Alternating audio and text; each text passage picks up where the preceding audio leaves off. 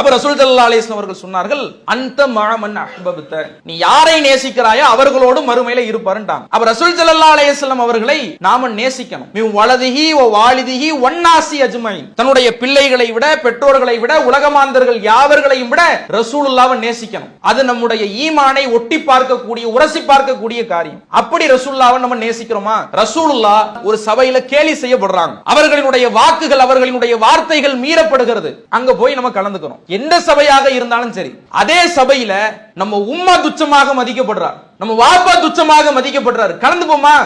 சாகர வரைக்கும் வீட்டு வாசலம் மிதிக்க மாட்டேன்னு வசனம் பேசிட்டு வருவோம். ஆனா அதே சபையில ரசூலுல்லாஹ் கேலி செய்யப்படும் பொழுது, அல்லாஹ் கேலி செய்யப்படும் பொழுது, அல்லாஹ்வும் அல்லாஹ்வுடைய ரசூலும் அவர்களினுடைய வாக்குகள், வார்த்தைகள் மீறப்படும் பொழுது அங்க போய் கலந்துக்கிறோம். அப்ப இது நேசம் கிடையாது. ரசூலுல்லாஹ்வை நேசிக்கணும்னா உள்ளார்ந்து நேசிக்கணும், உளமாற நேசிக்கணும். அவர்களினுடைய வாக்குகளை, வார்த்தைகளை தன்னுடைய வாழ்வியல் நெறியாக எடுத்துக்கொள்வதன் மூலமாக நேசிக்கணும். அப்படி நாம் நேசித்தால் ரசூல் ஸல்லல்லாஹு அலைஹி வஸல்லம் அவர்களோடு இருப்பதற்கான வாய்ப்புகள் கிடைக்கிறது. இந்த உலகத்துல ஒரு சினிமா நடிகனையும் ஆட்சியாளனையும் பார்க்கணும், அவன் கூட பேசிடணும், அவன் கூட ஒரு ஆட்டோகிராஃப் வாங்கிடணும், அவன் கூட ஒரு செல்ஃபியாவது எடுத்துடணுங்கிறதுக்காக உயிரை விட்டான். ரசூல் ஸல்லல்லாஹு அலைஹி வஸல்லம் அவர்கள் காசுக்காகவோ பணத்துக்காகவோ எந்த ஒரு எதிர்பார்ப்பும் இல்லாமல் மக்களிடத்திலே அந்யோன்யமாக பழகினார்கள்.